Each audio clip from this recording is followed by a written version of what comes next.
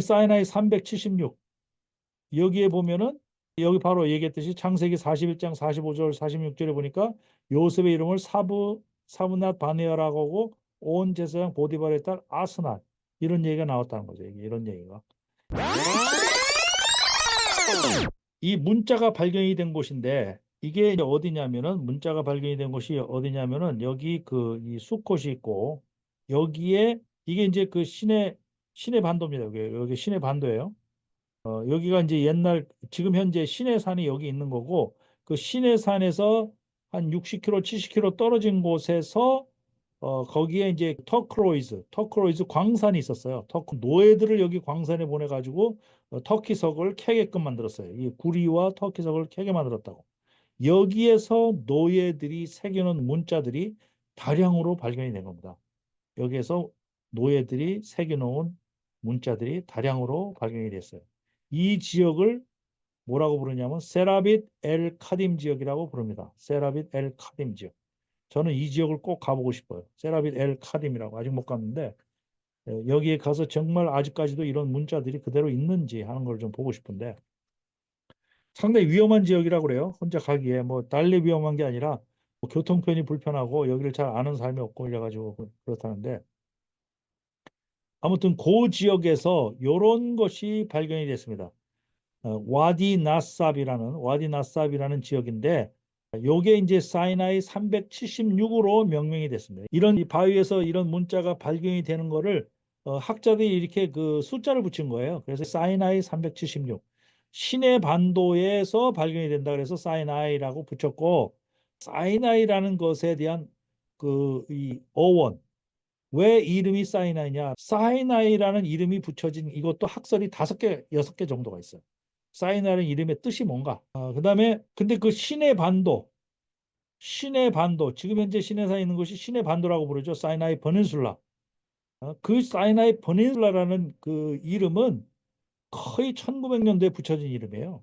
그러니까 그건 최근에 붙여진 이름이기 때문에 그 이름이 같다고 그래서 시내산이 거기 시내산이 맞다고 얘기하는 학자도 있더라고요. 한국의 어떤 학자가. 그건 틀린 얘기입니다. 신의 반도라는 얘기는 불과 100년 전에 만들어진 거예요. 그래서 하여튼 이 와디 나삽이라는 데서 요런 식의 문자들이, 고대 문자가 발견이 된 거죠. 그리고 이거를 선명하게 하는 작업을 한 거죠. 요거를 이렇게 선명하게 하는 작업을 해서 요거를 분석을 한 거죠. 이거를 지금 자세하게 할 수는 없고, 요거를 분석했는데 요 내용이 뭐냐? 요런 내용입니다. The House of the Vineyard of Asna. The house of the vineyard of Asna and its inmost room were engraved. They have come to life.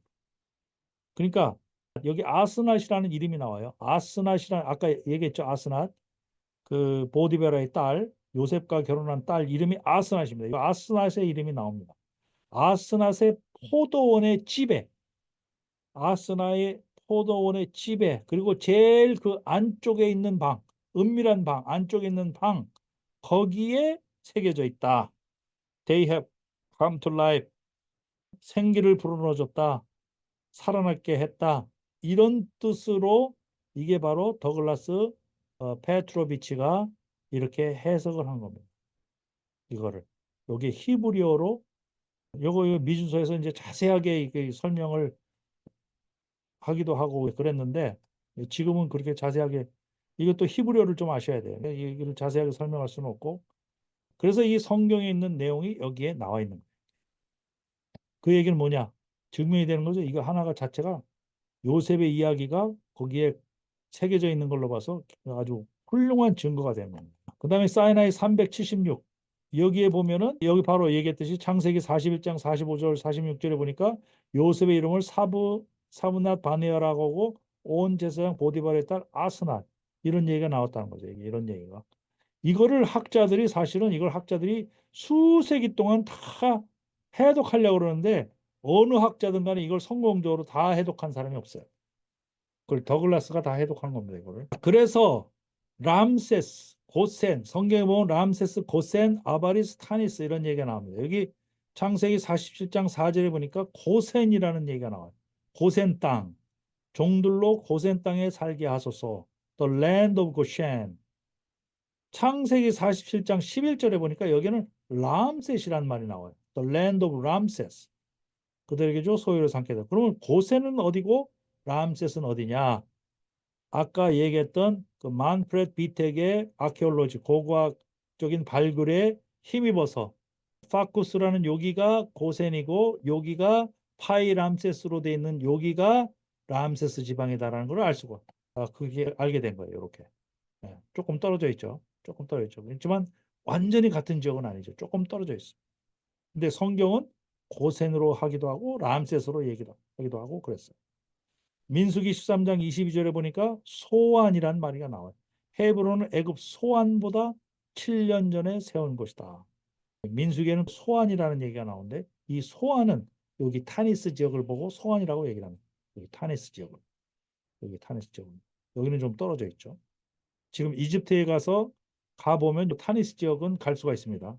이 지역은 특별한 고고학적인 그런 고고학적으로 쓰면 허가를 얻거나 그렇지 않으면 여기는 이 지역은 못 가는 거죠. 그래서 이 소안과 람세스하고 파코스 그다음에 아바리스라는 것은 이거는 옛날에 힉소스가 지배했을 때의 수도입니다. 아바리스, 람세스, 파쿠스가 거의 겹쳐져 있기 때문에 사실 이 부분도 고고학적인 발굴이 이루어지기 전까지는 굉장히 헷갈려 했던 부분입니다. 람세스는 어디고 아바리스는 어디고 파쿠스는 어디고. 그런데 아까 얘기했던 맨프레 비텍의 그 공로에 이어서 알게 된 거죠.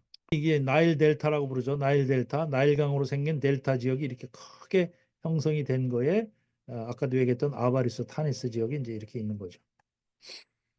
그래서 랜드 오브 그셰는 데이빗 롤에 의하면 이스턴 델타 지역에 포진을 하고 있고 노 오브 게셴 그럼 노 오브 게셴이라고 하는 거는 이 바로 비블리칼 고시언을 얘기하는 거고 그다음에 펠루시악 브랜치 오브 더 나일 여기에 펠루시악 브랜치 오브 더 나일 나일의 펠루시악 브랜치 이걸 보고 펠루시악 브랜치라고 부릅니다. 여기 파란색으로 이렇게 브랜치가 나와 있죠. 이런 식으로 브랜치가 서로 돼 있는 걸 보고 펠루시악 브랜치라고 부릅니다. At the place known as 아바리스 그 다음에 나중에 파이 람세스가 있고 그 다음에 성경적으로 람세스로 됐고 이런 지역입니다. 그러니까 이 지역이 이런 학자들의 노력에 의해서 밝혀진 거죠. 이 고셴이란 말이 파쿠샤 혹은 파쿠사라는 말로 2세기에 클라우디우스 프톨롬이라는 사람이 쓴 책에 보면 나옵니다. 그 다음에 알타파누스라는 사람이 쓴 히스토리 오브 주스에도 게산이라는 말이 나오고 이 게산이 나오고 그 다음에 70인역 성경에 보면 게셈으로 나오고 게셈으로 오고 그것이 이제 고센이 된 거예요. 그래서 카훈, 파게셈, 파케세 아랍말로는 파쿠스, 게셈, 게셈, 파케스 이게 다 고센을 얘기하는 겁니다. 아바리스 암세 노스 오브 파쿠스 문헌마다 이렇게 조금씩 이름이 틀린데 그것이 다 고센을 나타내는 것이다 라고 얘기를 하고 전반적으로 이 지역을 보고 고센이라고 얘기를 하고 여기 보시는 바와 같이 이렇게 비옥한 땅이 농사가 굉장히 잘 되는 비옥한 땅이었다고 이제 다 증언이 되는 것이죠.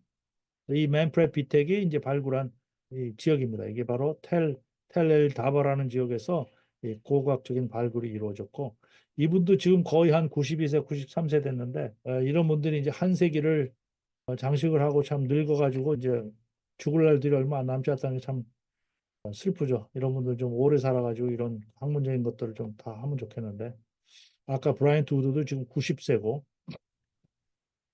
근데 다행히 아직까지 다 살아들 계십니다. 자, 이렇게 돼 있습니다. 다시 타니스, 텔답 지역이 이렇게 돼 있고 이거를 더 자세히 그려놓은 이게 고고학적인 그 장소들입니다. 그래서 여기 거기에서 이제 발견이 된 거를 갖다가 12세기 12왕조, 13왕조, 14왕조, 18왕조, 19왕조 때의 그것이다라고 이렇게 다 표시를 해놨어요. 예를 들어서 여기 8, 9 이거는 이제 18왕조. 우리가 제일 지금 관심을 갖는 왕조가 18왕조예요. 왜냐하면 출애굽 때에 돼 있는 그 이집트 왕조가 18왕조입니다. 18왕조. 그 후의 왕조가 19왕조고. 그래서 18왕조, 19왕조는 좀 알아두는 것이 좋겠다. 그래서 이렇게 그 노예 생활을 할 때 그 벽돌을 굽는 이런 장면들이 발견이 되기도 합니다. 참고로 여기 12왕조는 요셉 시대 때 요셉 시대는 12왕조고 13왕조 힉소스 왕조고 힉소스 왕조는 이거는 외부에서 침입이 와가지고 이집트가 한 150년 정도 지배를 받아요. 외부 침략자에 의해서. 그걸 보고 힉소스 왕조라고 얘기를 합니다. 그 다음에 이제 출애굽 때의 그 왕조가 18왕조고, 그다음에 19왕조에 와서 람세스 시대가 열리는데 이때 이제 이집트의 전성 시대가 열리는 거죠. 그래서 이집트 한동안은 처음은 번성하였다. 이렇게 포도 아까 그 아스나스의 집에서 포도원이라는 얘기가 나오는데 포도원 얘기가 왜 나왔냐? 이렇게 포도 산업이 와인 산업이 굉장히 성행했습니다. 와인 산업이 성행했어요. 그리고 이 와인을 갖다가 주변 국가에 대해 수출하기도 하고 그랬습니다. 그래서 이 와인 산업에 종사하는 사람들의 벽화가 이렇게 발견이 되고 있고, 그 다음에 어업에 종사해서 이 고기를 잡는 장면이다. 어업에도 종사해서. 그래서 상당히 번성했다. 처음 한동안은 요셉이 살아 생전에 요셉이 죽기까지는 굉장히 번성했고 번영했다라는 걸 알 수가 있어요. 그래서 이거를 이제 영화에서 이렇게 이제 애니메이션으로 그려놓은 겁니다. 상당히 번영하고 번성했다는 것을 알 수 있습니다. 이렇게 운하까지도 받고 요셉 시대에 이렇게 운하를 봤다는 걸 알 수가 있어요. 그런데 이제 노예 생활은 출애굽기 1장 6절에서 11절에서 요셉을 알지 못하는 새 왕이 일어나서 이제 이스라엘 사람들을 이제 노예로 삼으면서 이렇게 건축 공사에 동원을 하면서 이제 신세가 갑자기 이제 노예 신세가 되는 거죠. 예. 이렇게 그 벽돌 하는 그런 그 장면입니다. 그래서 여기 보면 뭐라고 돼 있냐? 무거운 짐을 지어 괴롭게 하여 그들에게 바로를 위하여 국고성 비돔과 람셋을 건축하게 하니라. 여기에 비돔과 람셋이라는 말이 등장하기 때문에 이 람셋이 바로 람세스 2세라고 19왕조의 람세스 2세입니다. 그 람세스 2세로 봤기 때문에 19왕조 때 출애굽이 일어났다라고 그렇게 이제 보는 학자들이 생겨난 것이죠. 이 람세 여기 람셋이라는 말 때문에 이름 때문에.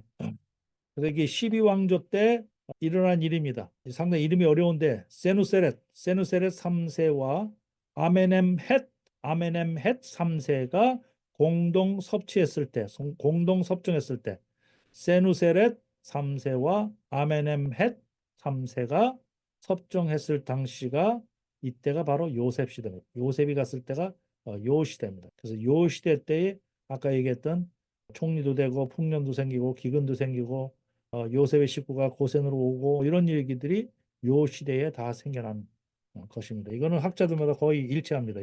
이견이 많지 않아요.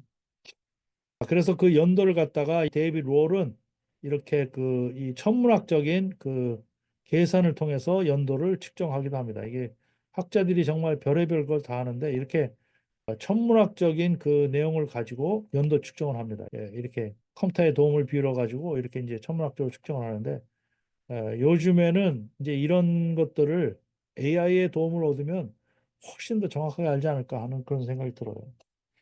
그래서 지금 학자들이 AI를 잘 쓰는 학자들이 나오면 그 자료가 좀 더 정확하게 나오지 않을까. 그래서 창세기 39장 1절에 보니까 요셉이 이끌려 애굽에 내려가매 바로의 신하 친위대장 애굽 사람 보디발이 그를 그리로 데려가 이스마엘 사람의 손에서 요셉을 산이라. 그러니까 보디발의 집에 있었다는 건 이제 누구나 다 알죠. 보디발의 이게 영어로는 보티팔 이렇게 돼 있고 히브리어는 이렇게 돼 있습니다. 보티발로 이렇게 보디발 돼 있는데 창세기 41장 45절에 보니까 그가 요셉의 이름을 사브반네아라 하고 온의 제사장 보디베라 의 딸 아스낫을 그에게 주어 아내로 삼게 하니라. 그러니까 처음에 있던 집도 보디발이고 나중에 그 집의 딸 보디베라의 딸과 결혼을 하는데 그 딸 이름이 아스넷인데 그것도 보디베라고. 이걸 동일 인물로 보는 학자들이 있습니다. 이거 동일 인물이다. 그러면 요셉을 유혹했던 사람은 누구냐? 이 아스낫은 그 유혹했던 사람에게서 난 그 딸은 아니겠죠, 당연히. 뭐 이거는 학설입니다. 이건 학설. 그러니까 이 사람하고 이 사람하고 같은 사람이다. 상당히 아이러니한 거죠. 그런데 상당히 유력한 학설입니다. 이름도 비슷할 뿐더러. 자, 보디발 아내의 집요함이 아주 자세히 나와 있습니다. 어디에? 요세푸스에. 요세푸스에 굉장히 자세히 나와 있어요. 아주 집요하게 요셉을 유혹했어요. 굉장히 오랫동안 요셉을 유혹했습니다. 그러니까 그 오랫동안의 온갖 협박과 정말 온갖 협박을 했겠죠. 너 이거 말 안 들면 뭐 어떻게 불이익을 줄 것이다라고 엄청나게 협박을 했을 건데 그 협박에도 안 넘어가고 제일 마지막에 이 민속 축제 때 이 여자가 이 보디발 아내가 민속 축제 때 이제 그 DDA로 잡은 건데 그때 이제 옷을 다 벗어놓고 도망갔다는 얘기가 성경에도 나온 거죠. 그렇게 이제 도망갔다 하는 얘기가 이 요세푸스에 굉장히 자세하게 나옵니다. 그런데 이 요셉의 이야기는 아까 얘기했던 고대 근동학의 그런 신화 속에도 나오는데 여기 Two Brothers Story라는 데에 이 요셉의 이야기하고 굉장히 흡사한 내용이 여기에 있습니다. 요셉의 이야기. 성경의 현장을 찾아가는 여기는 캔안 TV. 성경의 현장을 찾아가는 여기는 캔안 TV. From Egypt 노예의 삶을 끝내고 홍해를 건너 물샘 가득한 리무지나 불과 구름 기둥 따라 광야 지나 마침내 다 다른 신의 산 하나님의 음성이 들리는 곳. 살아계신 하나님의 말씀은 진실된 믿음의 기록. 우리는 진리의 길을 찾아가는 엑소두스 아카데미.